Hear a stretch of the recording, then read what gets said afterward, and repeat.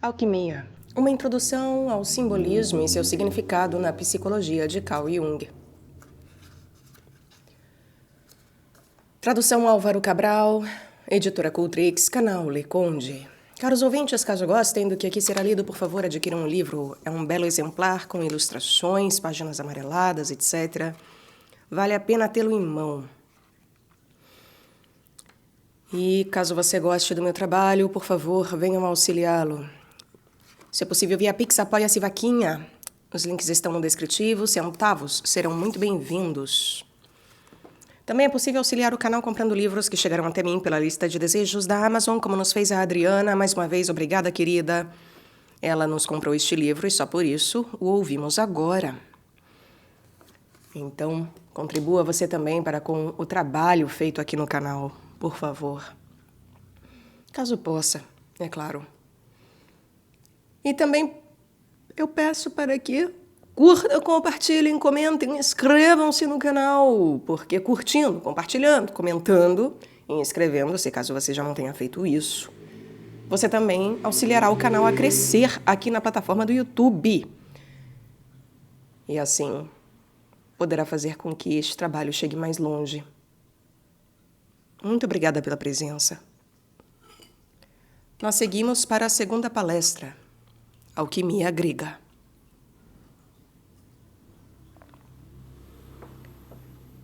Procurei, no primeiro capítulo, mostrar sucintamente a importância do simbolismo alquímico. Em primeiro lugar, ele contém um repertório de símbolos arquetípicos com um mínimo de personificação. E, em segundo lugar, há uma considerável soma de simbolismo material derivado de imagens armazenadas no inconsciente. Para o homem, essas imagens de água, de fogo e de metal são simbolicamente tão importantes quanto qualquer personificação do inconsciente. Além disso, nessa altura, a psique inconsciente e a matéria ainda não estão separadas. Religião, magia e ciências naturais ainda não estão divididas. Defrontamo-nos com a situação original em que todas as faculdades e categorias, por meio das quais observamos a natureza exterior e interior, ainda não estão diferenciadas. O homem, como um todo, olha a natureza como um todo e formula hipóteses, certas hipóteses de trabalho na busca da verdade. No final do capítulo precedente, sublinhei que agora podemos reconhecer como projeções do inconsciente, uma vez que já superamos os estágios iniciais da ciência natural, muitas coisas que antigamente era dita a respeito de diferentes materiais e processos da matéria, se bem que ainda não tivessem sido alcançadas conclusões definitivas a respeito de certas asserções. Por exemplo, num documento medieval atribuído a Alberto Magno, há uma teoria sobre água pesada que parece ser uma antevisão completamente intuitiva da água pesada que conhecemos hoje. Portanto, esse simbolismo também contém vagas intuições que previram descobertas obtidas pelos desenvolvimentos científicos posteriores, embora não saibamos ainda o que foi antevisto porque ignoramos que novas descobertas serão feitas pelos cientistas naturais. Em última instância, a questão sobre se e como o inconsciente está, de algum modo, ligado à matéria, ainda não foi resolvida, como já disse. Não queremos especular e, portanto, abstemos de formular afirmações peremptórias. Limitamo-nos meramente a apresentar a hipótese de que existe uma psique que se manifesta em sonhos e em modos psicológicos involuntários que podemos estudar, assim como os físicos dizem que existe algo como a matéria ou energia e a estudam. Mas já estamos começando a ver que certos resultados são tão semelhantes que é como se estivéssemos abrindo um túnel de ambos os lados, em direção ao centro da mesma montanha. Embora não tenhamos realmente atingido o ponto de encontro, tudo nos leva a crer que estamos avançando para o mesmo objetivo e, portanto, há a possibilidade de que, mais dia, menos dia, o encontro ocorra. Também sublinhamos, e talvez seja este o ponto mais importante, que os alquimistas, na observação e experimentação dos seus símbolos e em suas descrições escritas, trabalharam sem qualquer programa religioso ou científico consciente, de modo que suas conclusões são impressões espontâneas e não corrigidas do inconsciente, com essa escassa interferência consciente. em contraste com outros materiais simbólicos que sempre têm sido revistos. As conclusões alquimistas são impressões espontâneas e não corrigidas do inconsciente com escassa interferência consciente, em contraste com outros materiais simbólicos que sempre têm sido revistos. Portanto, é muito gratificante descobrir que esse material espontâneo tem afinidade com certos produtos do inconsciente no homem moderno, que, com uma espécie natural de atitude científica, um mínimo de preconceito e uma atitude de recolhimento interior, observa o que lhe vem à consciência sem inferir apressadas conclusões especulativas, mas com resultados que são muito semelhantes. A abordagem não programada, por assim dizer, é comum à alquimia e à psicologia analítica. Pretendo examinar agora um dos mais antigos textos conhecidos, notadamente o da profetisa Ísis para o seu filho Horus, no qual o sinal da lua, em quarto crescente, aparece por trás do título. Porém, em primeiro lugar, devemos considerar como foi que esses textos chegaram a estar em nosso poder. A produção da antiguidade, como se sabe, desapareceu na Idade Média e foi depois redescoberta. Primeiro, as ciências críticas encontraram-na em volumosos tomos. Por exemplo, a história da filosofia e da filologia foi coletada por cientistas do período final da antiguidade em livros como os que hoje chamaríamos enciclopédias ou compêndios escolares, que fornecem resumos. Platão diz, Aristóteles diz, os estoicos dizem, todos eles podem ser ouvidos aqui no canal, aliás, e assim por diante. Lamentavelmente, comparadas com os nossos modernos cientistas críticos, essas pessoas eram um tanto confusas e desordenadas. Portanto, suas teorias foram apresentadas de um modo algo displicente, fazendo que a coisa toda se assemelhe a uma corrente de água lamacenta. Os escritos mais antigos e os mais recentes se confundem com os comentários que foram copiados e recopiados, reorganizados e abreviados, etc. E de tudo isso, nós fomos os herdeiros. Na pouco exigente Idade Média, foi feita uma seleção desses textos, que voltou a ser usada para citações. A química teve igual sorte. Olimpiodoro, por exemplo, no século V, escreveu um volume que continha uma coleção de enunciados mais antigos. Temos numerosas obras diferentes desse gênero, assim como produções separadas. Todas elas foram reagrupadas e incluídas num gigantesco manuscrito grego em Veneza, recebendo por isso o título de Codex Marcianus, sendo Marciana a Biblioteca de Veneza. Nesse códice está reunido todo o conglomerado de antigos e mais recentes enunciados, material grego, etc., que foi publicado mais ou menos como é pelo famoso químico francês M. Berthelot. Ele publicou tudo sem muitas críticas e, em colaboração com Rouelle, adicionou uma tradução francesa bastante superficial para que todo o material pudesse, enfim, ser impresso e iniciada a discussão. Desde então, mais versões e mais manuscritos foram reunidos, mas essa obra inicial ainda constitui a edição básica e o principal texto básico. Decisões sobre quem era quem escreveu o quê e a idade dos diferentes escritos seriam pura especulação, pois alguns falam do primeiro e outros do terceiro século, diferindo em até 300 anos em suas estimativas, e muita pouca ordem foi introduzida nessa salada de tradição. Como no caso de todas as ciências naturais, houve em primeiro lugar as tradições gregas diretas provenientes de Constantinopla. Outra corrente de tradição científica proveio do Oriente e retornou à Europa através da Espanha, do sul da França e da Sicília a partir do século X, quando a Europa ficou ligada ao Oriente pelas cruzadas. A história da química é absolutamente idêntica à da matemática, à da astrologia e à de outros ramos, como a geometria. Uma parte foi para o Império Bizantino via Constantinopla, e o resto para o Oriente e voltou à Europa por meio dos árabes. Os árabes, em geral, foram tradutores muito fiéis e acrescentaram muito pouco aos textos originais. Eles limitaram-se a traduzir do grego para o arábico. Também houve muitos tradutores sírios famosos. Parte deles foi também para a Pérsia e havia no Oriente certos centros onde os textos eram traduzidos. Assim, dispomos de textos em grego, em arábico e mais tarde em latim. Quando algum texto grego se perdeu, temos o texto arábico, mas é fácil concluir pelos nomes, etc., que o original era grego.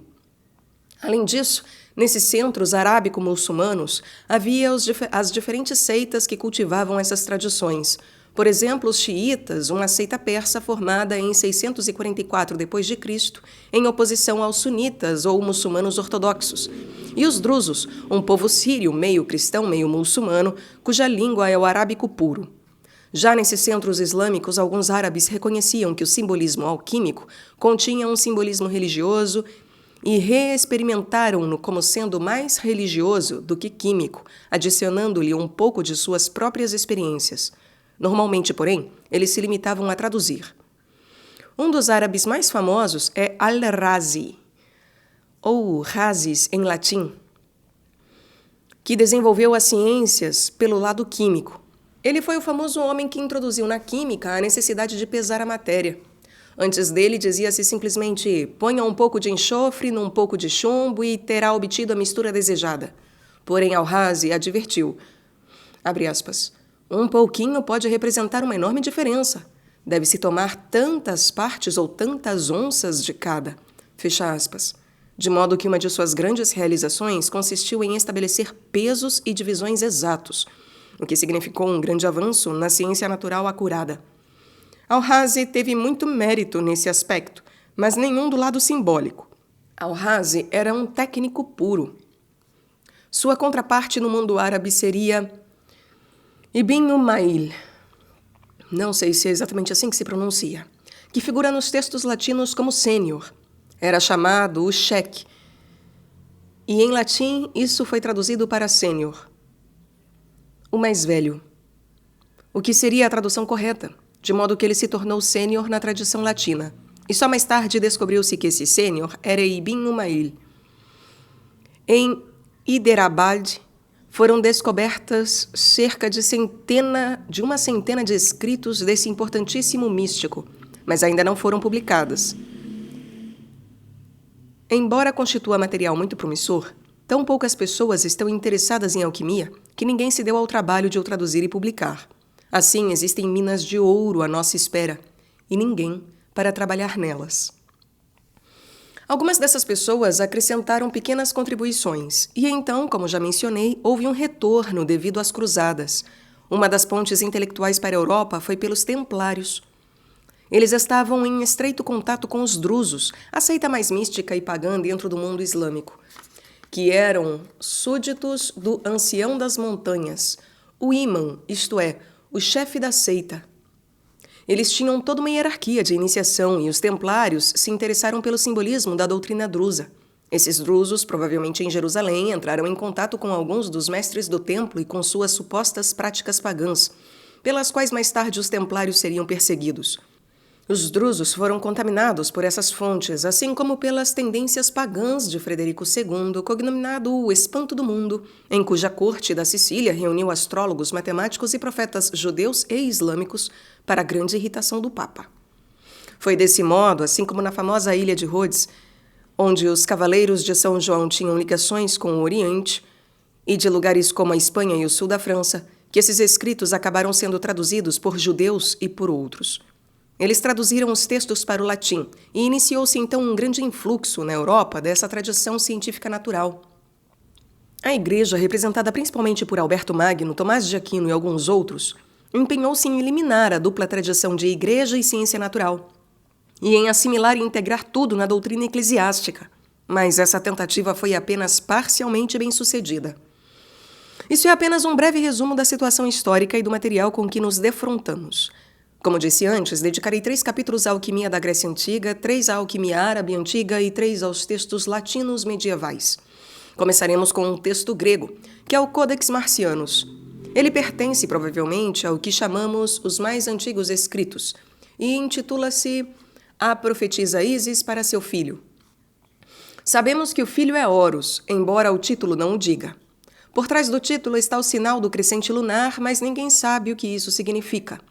Apresentarei o material sem especulação, de modo que o leitor possa receber seu impacto em primeira mão, sem a influência do que desde então tem sido escrito a esse respeito.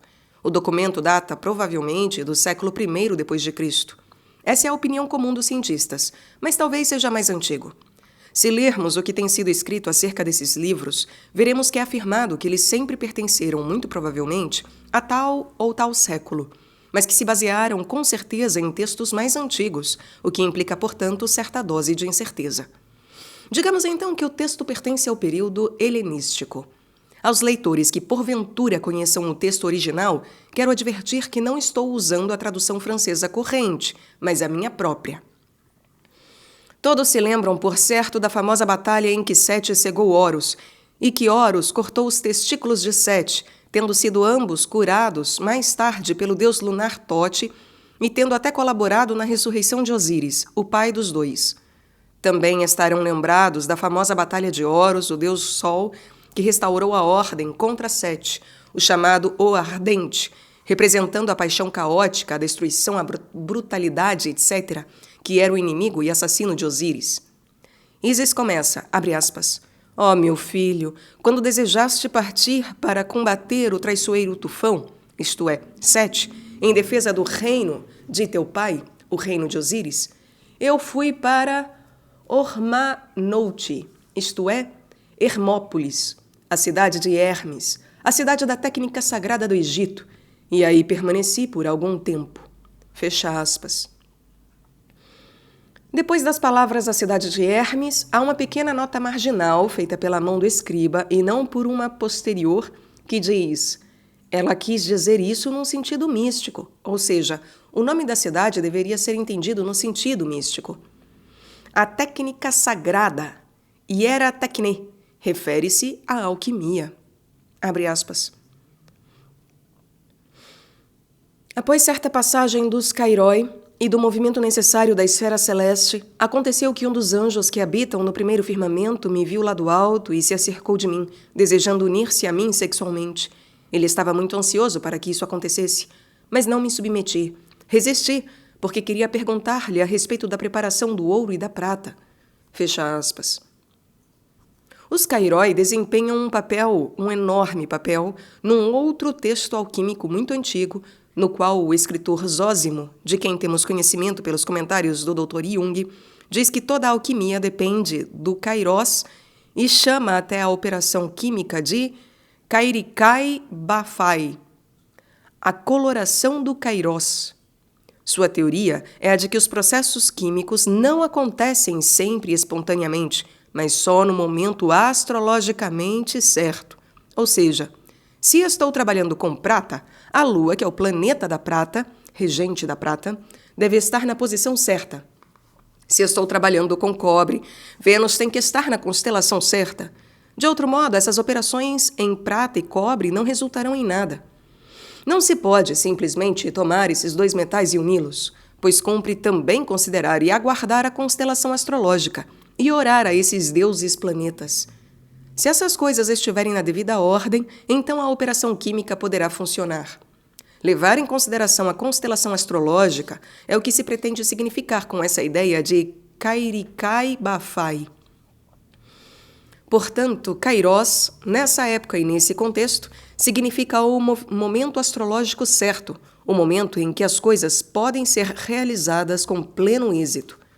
O alquimista é o homem que não só deve conhecer a técnica, mas também tem de observar sempre essas constelações. Por isso, Ísis diz que, de acordo com a passagem desses momentos, um após o outro, cumpre escolher o correto, e em conformidade com o movimento da esfera celeste, o que significa todos os movimentos dos planetas, aconteceu que a palavra grega sunebe, não sei, também é um acontecimento sincronístico dos eventos, então aconteceu que um dos anjos do primeiro firmamento deitou-lhe o olhar e quis unir-se a ela sexualmente. Ela rechaça-o, porque quer obter do anjo o segredo alquímico. Ísis barganha com ele, e só se entregará se o anjo lhe contar primeiro tudo o que sabe acerca do assunto. Abre aspas. Quando fiz minha pergunta, ele disse que não desejava responder-me, porque isso era um grande mistério. Usei superlativamente grande mistério para dar uma tradução mais livre, porque esse mistério é dos mais insondáveis. Mas disse que voltaria no dia seguinte, e com ele viria um anjo maior, Aminael, que seria capaz de responder-me e resolver o meu problema. E falou-me a respeito do seu sinal, significando provavelmente como Ísis reconheceria o anjo, que traria sobre a cabeça, e pegou e mostrou-me um vaso de cerâmica cheio de água clara. Ele, o outro anjo, queria contar-me a verdade.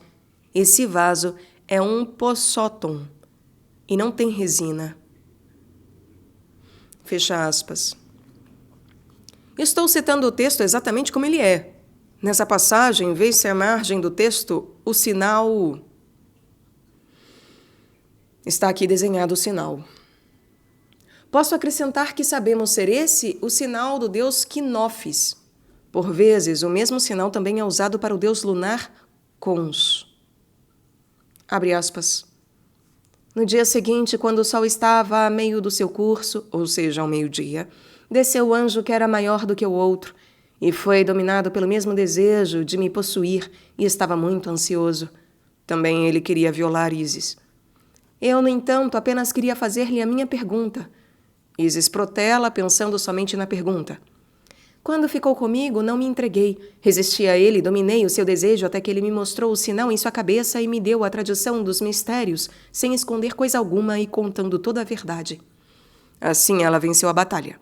E ele conta-lhe tudo o que sabia acerca da técnica da alquimia. Ele então apontou para o sinal, o vaso que carregava sobre a cabeça, e começou descrevendo os mistérios e a mensagem. Depois mencionou pela primeira vez o grande juramento e disse: Eu te conjuro em nome do fogo, da água, do ar e da terra. 2 vezes um quaternião. Eu te conjuro em nome da altura do céu e da profundidade da terra e do inferno. Eu te conjuro em nome de Hermes e de Anubis, o uivador de Quercoros e do dragão guardião. Eu te conjuro em nome daquela barca e do seu barqueiro, Caronte. Eu te conjuro em nome das 3 necessidades e dos látegos e da espada. Depois que pronunciou esse juramento, fez-me com esse juramento prometer que nunca contaria os mistérios que ia agora ouvir, exceto a meu filho, minha criança, e ao meu amigo mais íntimo, de modo que tu és eu, e eu sou tu. De modo que tu és eu, e eu sou tu. Fecha aspas. O texto é relativamente curto. Significa que é um tremendo mistério que Ísis obtém agora do anjo e que ela só o poderá revelar a seu filho Horus e ao seu amigo mais íntimo. Se seu filho é seu amigo mais íntimo ou se são 2 pessoas, isso não fica claro. Nem se, de modo que tu és eu e eu sou tu, significa tu, meu filho, és eu. Ou o anjo e Ísis. Mas provavelmente as 2 coisas se aplicam. Isso quer dizer simplesmente que a pessoa que revela o mistério a outra pessoa cumpre ao mesmo tempo a união mística. O casamento sagrado entre mãe e filho, entre Ísis e Horus, ou entre o anjo e Ísis, porque toda vez que o mistério é contado, os 2 também se tornam um. Esse é provavelmente o significado. Abre aspas. Agora vai, observe e interroga Aqueron, o camponês. Uma variação da Acarontos. Não há transição neste ponto do texto, mas provavelmente daqui em diante ouvimos o mistério. Lamentavelmente, nesse tempo, não havia sinais convencionais nem aspas ou coisa parecida. Nunca se sabe onde as aspas devem ser colocadas, mas penso ser óbvio que a citação começa aqui. Quer dizer, que o mistério agora será revelado e que devemos ouvi-lo. Vem e olha, e pergunta ao camponês Acarontos, e fica sabendo dele quem é o semeador, quem é o ceifeiro, e aprende que aquele que semeia cevada também colherá cevada, e aquele que semeia trigo também colherá trigo. Agora, minha criança ou meu filho, ouviste isso como uma introdução, e agora entende que isso é a criação inteira, e o processo inteiro de nascimento, e sabe que um homem só é capaz de produzir um homem, e um leão, e um cão, um cão. E se algo acontece contrário à natureza, significando provavelmente contrário a essa lei, então é um milagre, e não pode continuar a existir, porque a natureza se compraz na natureza, e a natureza supera a natureza. Este é o famoso aforismo que também aparece em muitos outros textos, mas em geral como a natureza compraz-se na natureza, a natureza fecunda a natureza e a natureza supera a natureza.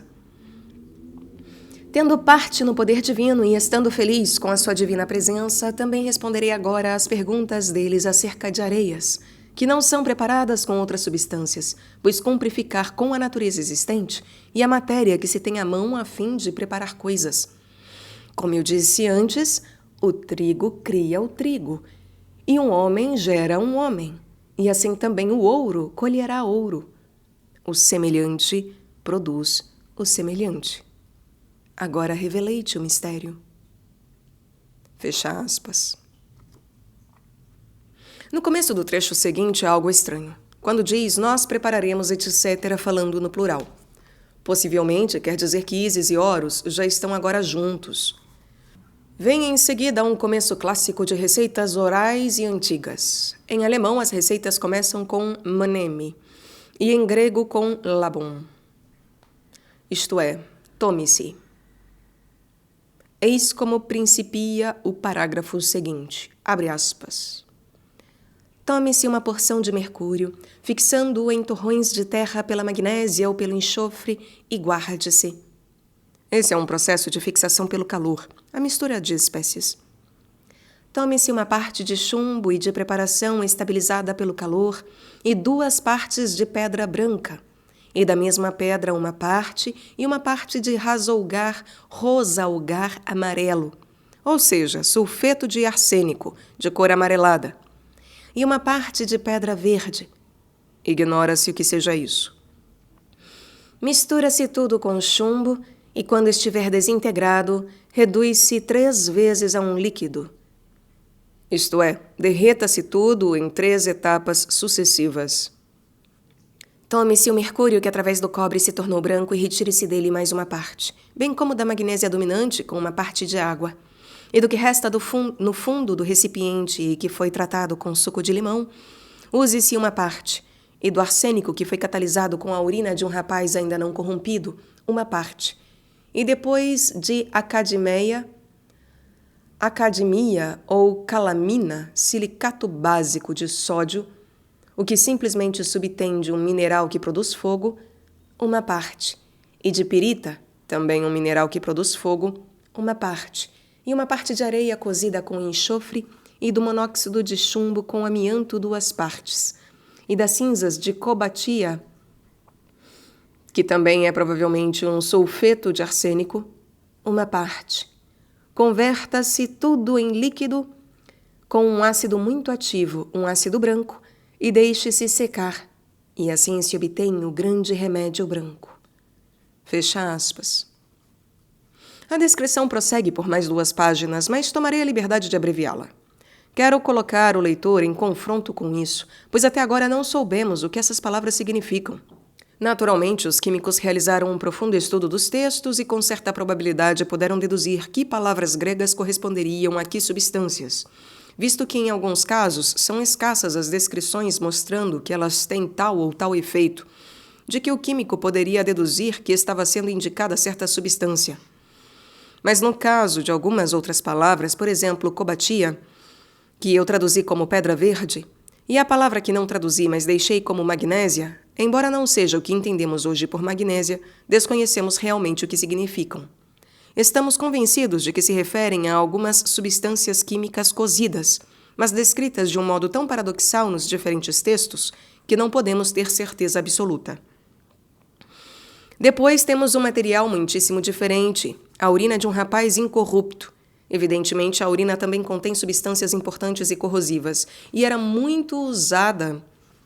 Mas o fato de ter de ser de um rapaz incorrupto, de um indivíduo que ainda não atingiu a puberdade, mostra também que papel considerável as representações mágicas desempenharam. Trata-se de um preconceito geral, uma superstição antiga que a urina de rapazes incorruptos é particularmente eficiente, não só em operações químicas, mas em sortilégios de amor, etc., em que é mais eficaz do que a urina comum. Ela tem em si algo mágico.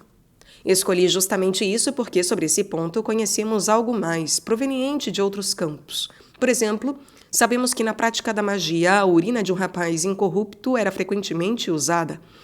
Era uma tradição africana e particularmente egípcia. Pouco antes da puberdade, os rapazes são médiums mais dotados, faculdade que perdem mais tarde. Os mágicos que com muita frequência praticavam o hipnotismo usavam outras pessoas como médiums, fazendo-as dormir para que revelassem a verdade. Para esses experimentos mágicos, e em tempos antigos muito generalizados, eram preferidas as crianças que não tivessem atingido a idade da puberdade, algumas vezes meninas, mas mais frequentemente rapazes. E os rapazes incorruptos eram considerados recipientes mais puros do inconsciente, por meio dos quais fantasmas e deuses podiam falar. Existem inúmeras receitas mágicas em que é dito, por exemplo, que caso se deseje encontrar alguma coisa roubada, faça-se dormir um rapaz incorrupto, cozinhe-se tal e tal coisa, dê-se-lhe tal e tal coisa a comer, e depois, quando ele estiver adormecido, pergunte-se-lhe onde está o objeto perdido, e ele, em transe, lhe dirá. Esse era o papel do rapaz incorrupto em outros campos, e, portanto, a urina de um indivíduo desses tem aqui, provavelmente, a mesma conotação, sendo também considerada uma substância mágica, porque tais associações estão presentes na mente dos alquimistas. Observação. Um paralelo com a aquisição por Ísis dos mistérios alquímicos por intermédio do anjo seria Azazel, um anjo caído, transmitindo aos judeus o conhecimento da arte do ferreiro. O professor do ETH, que falou sobre alquimia numa reunião de Eranos, disse que a ideia de que os ferreiros estavam associados à alquimia originou-se em Tobalque. Doutora Van Frans. De fato, no livro de Enoque há uma descrição completa de todas as técnicas dadas aos anjos. Originalmente, a arte do ferreiro na forja e a do alquimista eram consideradas uma só, e alimentavam a mesma tradição, embora eu pense que a ideia de Tobalque é algo arbitrária. Mas é uma tradição. No Antigo Testamento é dito que as filhas dos homens adquiriram a arte da forja e da alquimia, ou de anjos caídos, ou mediante a prostituição, ou como nesse caso pelo seu oposto, uma vez que Ísis, pelo menos, não se entregou enquanto não obteve do anjo aquilo que queria saber. Existem, portanto, versões diferentes. É dito às vezes que as filhas dos homens tiveram relações com gigantes. Assim, os anjos são às vezes substituídos por gigantes. O texto continua por mais uma página com essas receitas e depois volta às operações. Darei um breve excerto delas, para que o leitor possa fazer uma apreciação mais completa. Abre aspas. Se queres fazer algo branco dos corpos, isto é, material, mistura-o com mercúrio e gotas de amianto e urina e leite de cabra e natrão, e então poderás fazer tudo funcionar. E se queres saber como duplicar uma substância ou como colorir o material, e todas as disposições, então fica sabendo que tudo tem o mesmo significado. Isso é importante. Que tudo tende a ter o mesmo significado. Ou seja, o significado é suscetível de ser sempre o mesmo para a mesma operação. Agora concretiza o mistério, meu filho, a droga, o elixir da viúva. Fecha aspas. Ísis frequentemente é citada como a viúva no texto e, portanto, desde seus primórdios na alquimia, a pedra filosofal, o mistério, é chamado o mistério da viúva. A pedra da viúva ou a pedra do órfão. Havia uma ligação entre a viúva e o órfão, mas tudo aponta para Ísis. O texto conclui com outra receita, abre aspas. Tome-se uma porção de arsênico, cozinhe-se em água, misture-se com azeite de oliva e depois deixe-se numa garrafa, colocando-se carvões sobre ela até que fumegue. E também a mesma coisa pode ser feita com rosalgar. Fecha aspas. Nesse ponto, o texto é interrompido e depois tudo é repetido de novo. Por essa amostra já se vê com que temos de nos defrontar. Às vezes a fórmula varia um pouco. Por exemplo, o homem pode não chamar-se Acarontos, mas Acaros, não sei. E outros casos semelhantes. Quanto ao mais, é exatamente o mesmo. Acarontos, Aqueronte, é um problema importante que examinaremos mais adiante. Gostaria agora de discutir e ampliar o texto, segmento por segmento, a fim de descobrir o que ele poderia significar. O Dr. Zas já registrou uma ampliação geral para a primeira parte, ou melhor dizendo, para toda a estrutura da história, que é um paralelo da história do livro de Enoque, no qual é dito que todas as artes e ofícios, assim como os truques cosméticos, etc., foram roubados pelas filhas dos homens, dos anjos, ou, segundo outras versões, dos gigantes. Ou seja, pertenciam originalmente aos anjos ou aos gigantes e depois as mulheres se apossaram deles. No presente caso, não são as mulheres, mas Ísis quem obtém o segredo do anjo e depois o comunica a Horus, que é como a tradição começou. O que teríamos a dizer psicologicamente acerca desse mito? Disse que todo o mal proveio da mulher. Como sabemos pelo Gênesis e pela história da Eva, que pode ser ouvido aqui no canal, Gênesis, aliás, que também estava mais perto do problema de como adquirir o conhecimento que estava na posse de Deus. Nessa história, Eva adquiriu-o por meio da serpente e depois repartiu-o com Adão, o que também foi roubo, porque Deus guardou o conhecimento de si mesmo para si mesmo. E depois o homem conheceu o bem e o mal, como Deus conhecia. No Gênesis, o roubo é considerado como sendo exclusivamente mal, e no livro de Enoque, o roubo da técnica é pintado do mesmo modo, ou seja, o roubo desses segredos por mulheres desempenhou um papel na corrupção do nosso mundo, visto que assim se perdeu a inocência original do mundo. No entanto, no nosso texto, o sentimento muda muito, porque quando Ísis obtém o segredo daqueles anjos, isto é visto como grande façanha. Temos aqui uma mudança no sentimento judicativo, embora o evento em si pareça um paralelo muito próximo. O elemento feminino, o princípio feminino, adquire o segredo de camadas mais profundas, e depois é o mediador que o transmite à humanidade. Podemos reconhecer o simbolismo da ânima, pois a história de Eva é ainda mais verdadeira para a ânima do que apenas para mulheres. E aqui está a mesma ideia simbolicamente expressa a partir do inconsciente. A deusa Ísis tem ao seu lado o signo da lua. Nesses últimos tempos, Ísis era identificada com Hathor, a deusa vaca e a deusa lua, e com Nut, que era a deusa do céu. Ela já existia nessa fase posterior do desenvolvimento histórico. Na religião egípcia posterior, ela é uma espécie de deusa feminina cósmica, envolvendo o aspecto de todas as outras deusas femininas do Egito Antigo, e é, por assim dizer, a grande portadora do mistério da natureza. Ela engloba completamente a natureza, como se sabe na oração de Apuleio a Ísis. Em Asno Dourado, ela é tratada como Domina Rerum, senhora de toda a natureza cósmica, e em épocas subsequentes foi cultuada no aspecto da natureza cósmica. No texto que estamos analisando, ela não se apresenta diretamente como uma deusa, mas antes como profetisa. Isis Prophetis. Que ela também é profetisa foi naturalmente enfatizado, porque ela prevê desenvolvimentos futuros. Ela diz a verdade, que depois se concretiza.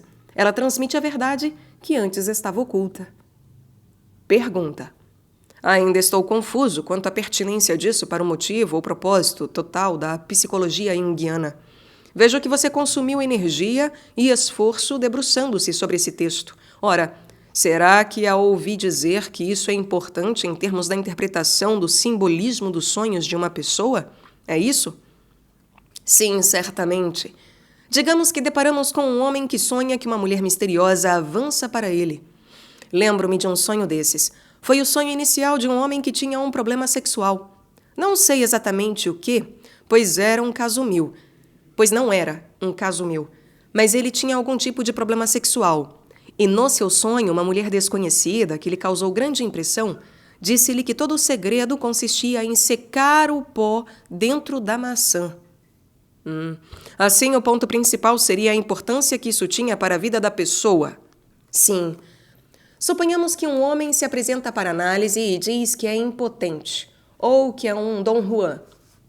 Podemos dizer que veremos o que o inconsciente diz a esse respeito. Colegas lhe disseram há muito tempo o que pode ser dito conscientemente, mas isso em nada o ajudou, e ele está no limite de suas forças. Afirma saber tudo sobre o seu caso, que seria o seu complexo materno, mas nada mudou. Assim, aparentemente, nada disso adiantou.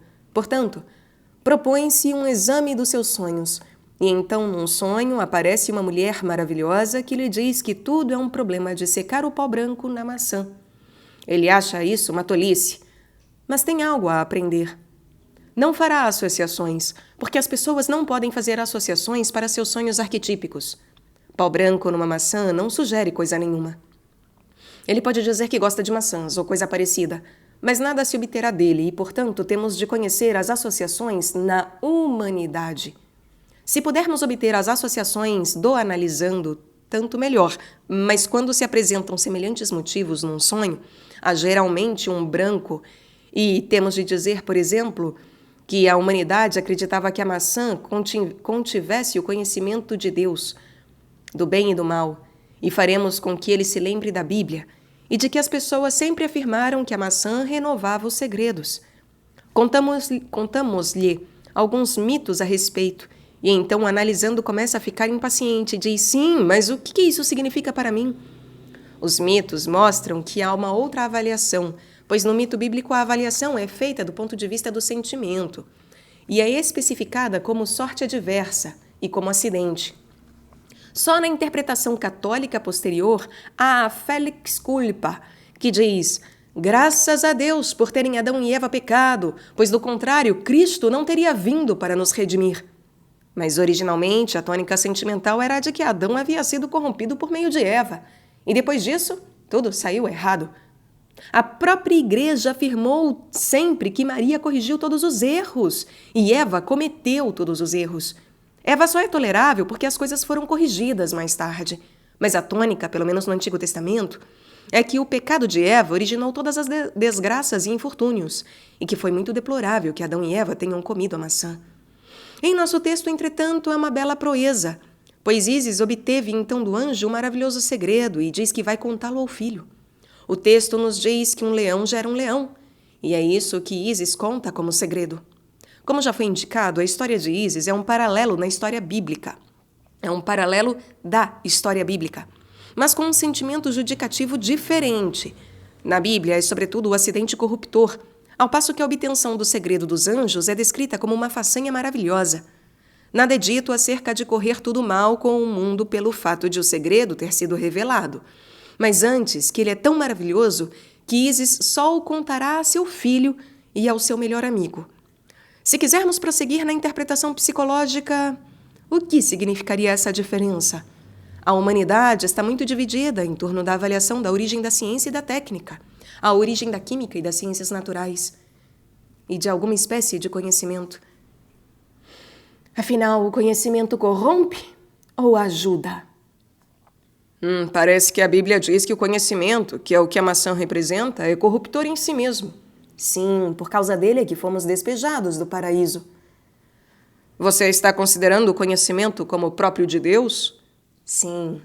De certo ponto de vista, é uma identificação com Deus, de modo que apoderar-se desse conhecimento constitui um ato de pretensão. O ego apoderou-se de algo que não lhe pertencia, ficou pretensioso, perdeu seu equilíbrio e tudo mais saiu errado. Mas na história de Ísis, a avaliação é inteiramente oposta.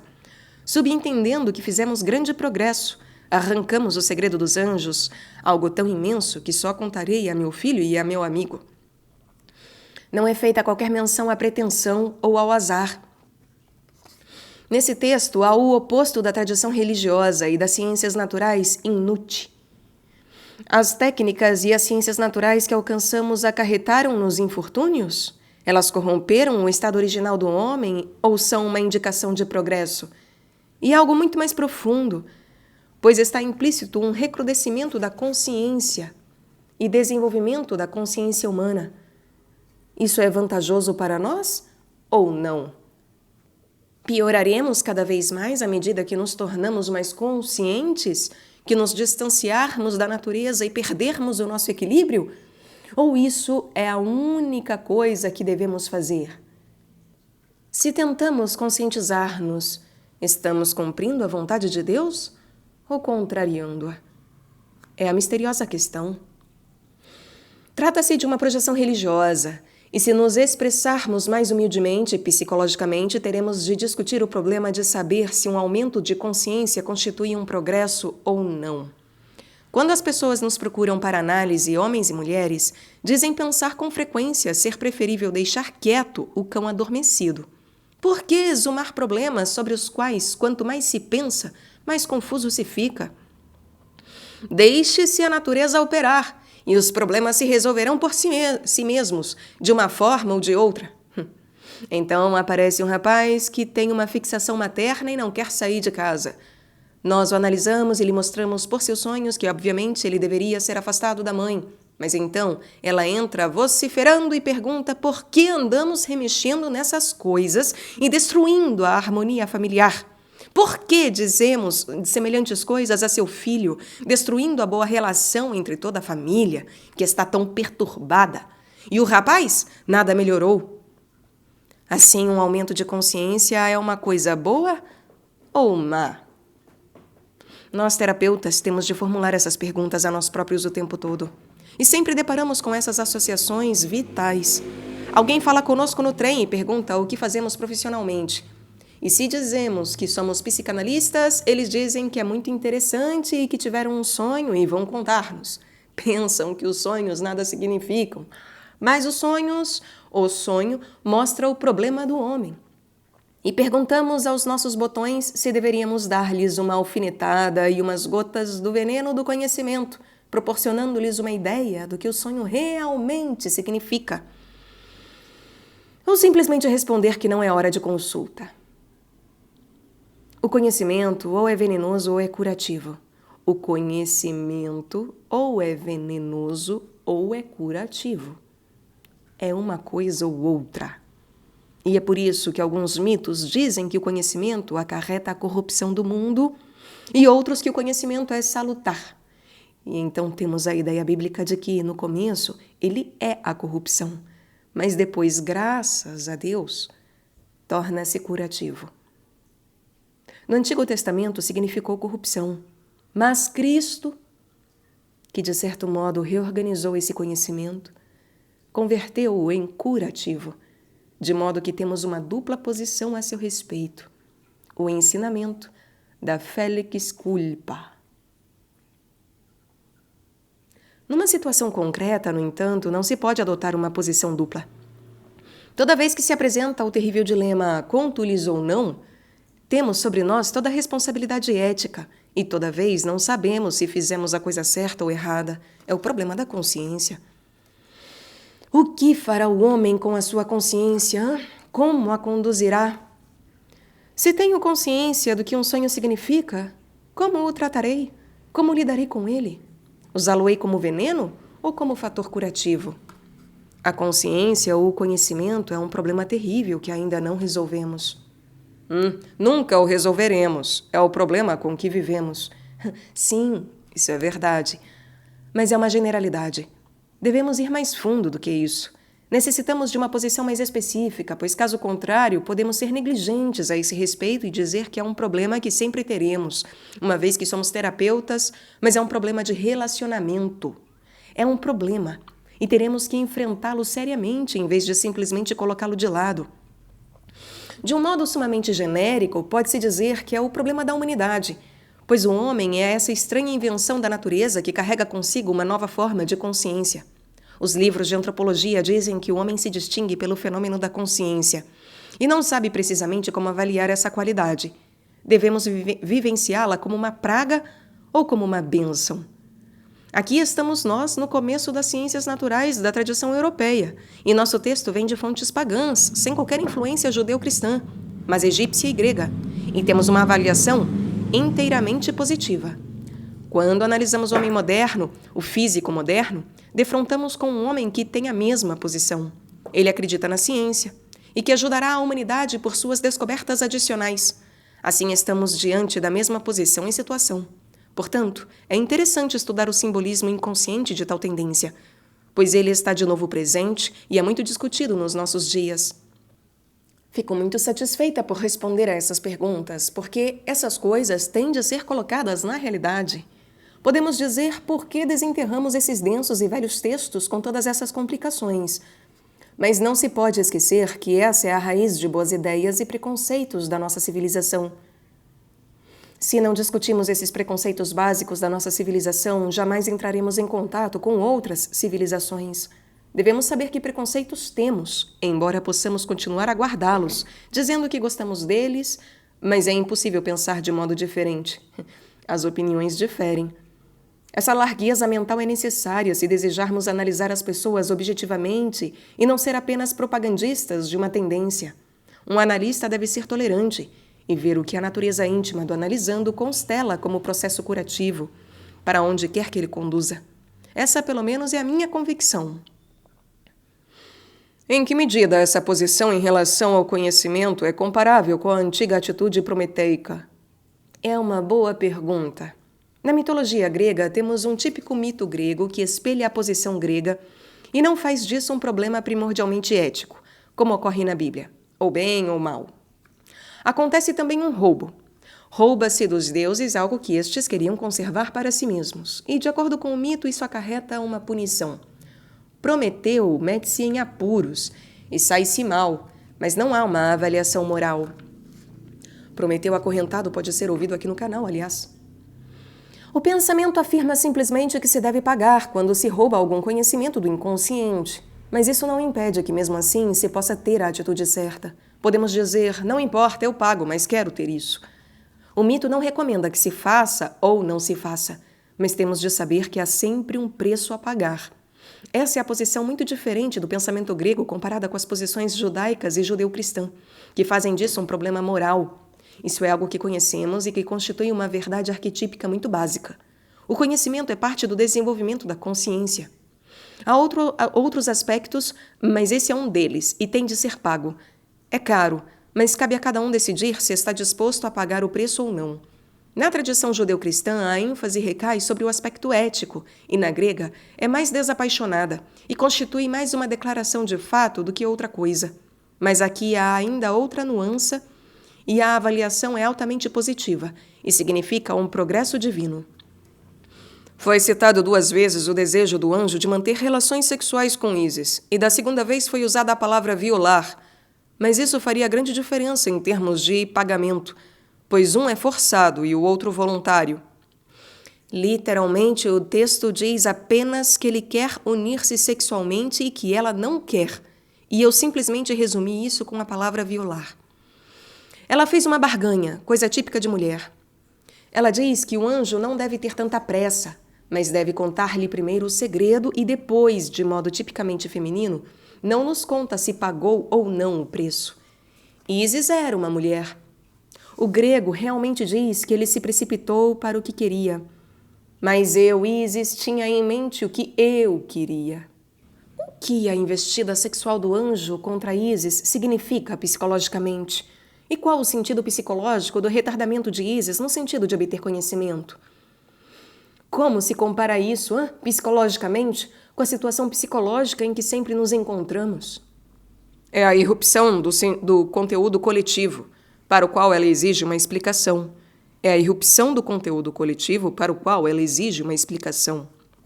Sim, em nossos termos, o anjo representaria um conteúdo do inconsciente coletivo, que irrompe no sistema psicológico com uma exigência, nesse caso, uma exigência sexual.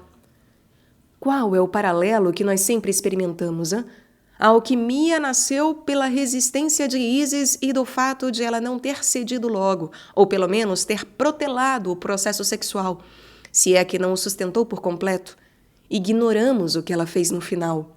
Muito discretamente, ela não contará nem mesmo a seu próprio filho. Mas o que significa isso, Se Ísis fosse uma mulher humana, a investida do anjo seria uma invasão do ânimos. Mas eu prefiro formulá-la em termos muito mais gerais, porque isso se aplicaria a um caso único, e não é material específico de um caso. Isso significa que, com muita frequência, o conteúdo do inconsciente coletivo irrompe numa forma instintiva, na forma de alguma espécie de pulsão instintiva, seja poder ou sexo, ou algo desse gênero. Em outras palavras, a irrupção da libido do inconsciente apresenta-se num primeiro nível relativamente baixo ou animal. E isso é algo que experimentamos repetidas vezes. O desenvolvimento posterior da consciência manifesta-se inicialmente muitas vezes nessa forma. Um dos grandes problemas no domínio psicológico foi reconhecer esse fato. Se tal irrupção acontece, podemos dizer que a consciência está sendo inundada pelo impulso sexual ou por fantasias, ou mesmo por um impulso sexual físico. Temos sempre de decidir se isso é um impulso sexual genuíno ou um impulso inconsciente disfarçado, o que realmente implica conhecimento ou um progresso da consciência, que se apresenta primeiro nessa forma. Se estivermos isentos de preconceito, seremos obrigados primeiro a experimentá-lo, mas tem sido frequentemente provado que o retardamento é uma atitude sábia. O retardamento do impulso sexual e sua vivência é uma atitude sábia. Digamos que um homem tem uma tremenda projeção da ânima numa mulher, e a experiência apresenta-se como um impulso muito forte de união sexual. Suponhamos que ela ceda e que então a coisa toda desapareça. É o que acontece frequentemente com o Dom Juan. Après les coupes, isso nada significa para ele. O homem deixa e pensa, não era isso que eu queria. Assim também seria perfeitamente aceitável dizer que, desde o começo, não era realmente isso, que estava apenas encoberto desse modo. Mas o impulso não atingiu sua meta nem sua intenção, e nenhum progresso da consciência foi obtido. O homem poderia ter igualmente resistido ao impulso e realizado primeiro um esforço no sentido de descobrir para onde estava realmente sendo impelido. Porque, como observamos com frequência, os impulsos no sentido de algo que deve ser feito se manifestam primeiro na forma de reações físicas, se não puderem atingir diretamente a consciência. Por exemplo, se defrontamos com uma situação analítica em que simplesmente não sabemos o que fazer, pode acontecer que, enquanto estamos sentados em nossa poltrona analisando, ocorra uma súbita reação sexual a que não é aconselhável ceder, independentemente das convenções. Mas nós não estamos tratando de convenções e podemos falar abertamente. A experiência demonstrou que é mais sensato parar e perguntar: por que isso aconteceu nesse momento particular da análise? O que é que estava sendo examinado quando esse impulso veio subitamente à tona? Que sonho estava sendo discutido? Podemos estar absolutamente certos de que teremos tocado num ponto em que, tanto nós quanto analisando, devemos tomar consciência de algo, de que alguma coisa está fazendo pressão para entrar na consciência, e é algo tão distante do que podemos conceber que só pode manifestar-se de um modo físico. É uma espécie de explosão por baixo da escada, porque ela não pode subir pela escada. É como se tentássemos empurrar escada acima um animal que, em vez disso, preferiu simplesmente saltar pela janela. Algo quer irromper do inconsciente, mas acontece um curto-circuito que se manifesta como um impulso sexual, porque há uma espécie de dificuldade em ir mais além. No entanto, às vezes trata-se de um impulso sexual genuíno. Não se pode dizer sempre que não seja exatamente o que parece ser, porque, no fim das contas, somos animais de sangue quente e temos nossas reações físicas normais. Mas antes de tudo, pode acontecer que, numa situação tal, ignoremos o que é o que.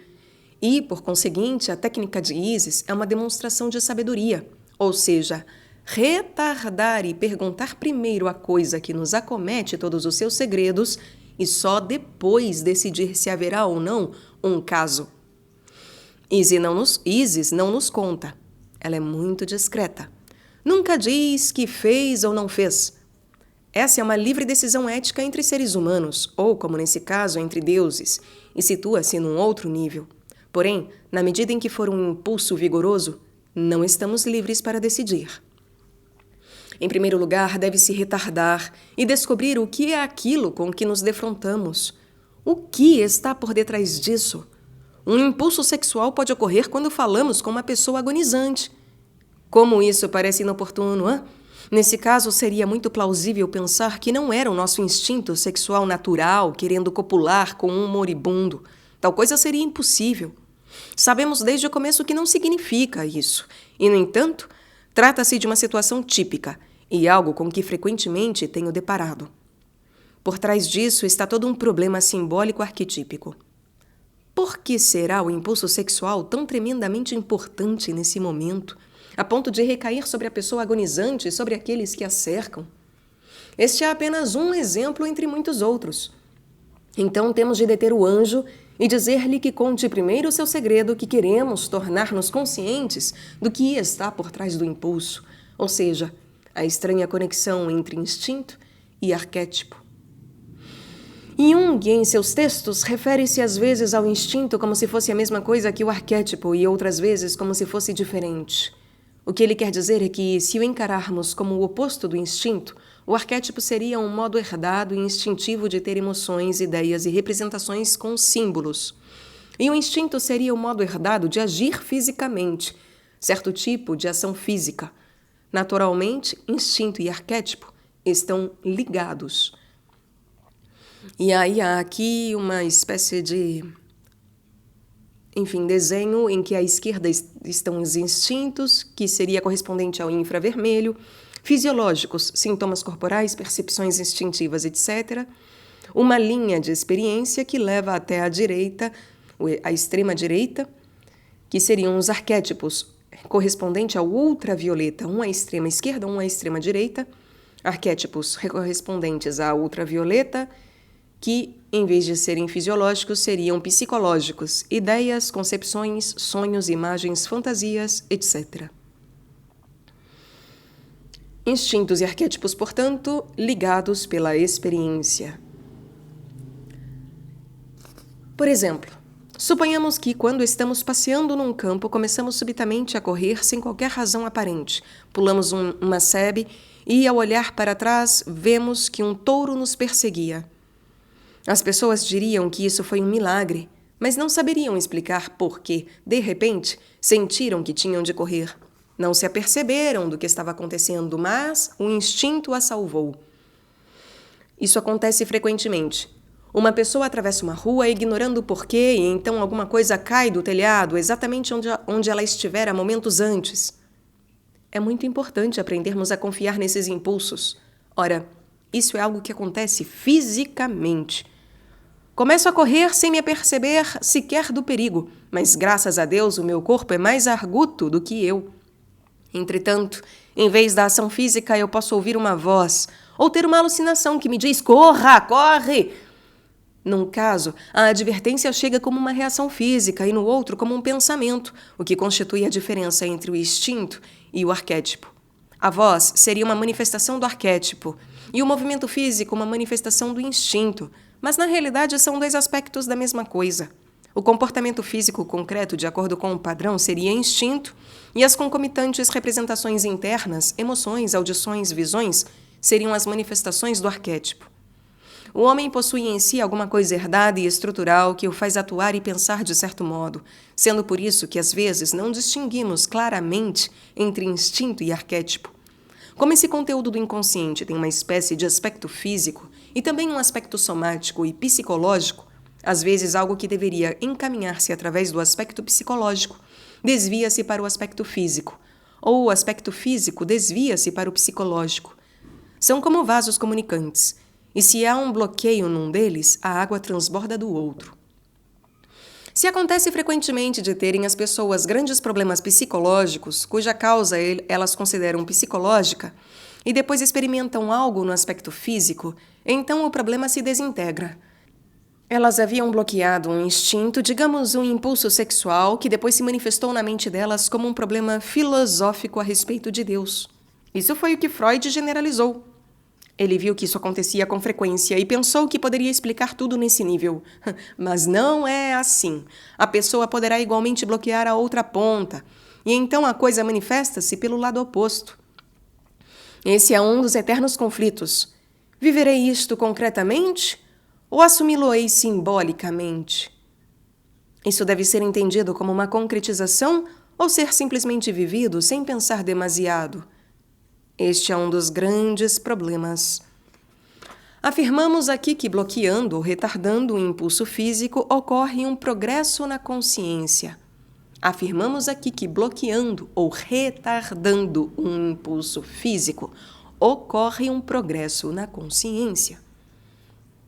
Essa não foi a primeira barganha feita em nome da aquisição de conhecimento, pois Ísis comprometeu-se a curar o deus Sol Ra da mordedura do verme venenoso, desde que ele lhe dissesse seu nome sagrado. Como explicar esse paralelo? Sim, sem dúvida trata-se de um paralelo. Quando o deus Sol Ra ficou velho e senil, e incapaz de continuar exercendo adequadamente suas funções, Ísis colocou uma serpente venenosa no caminho dele, que o mordeu e envenenou, de modo que Ra ficou muito doente.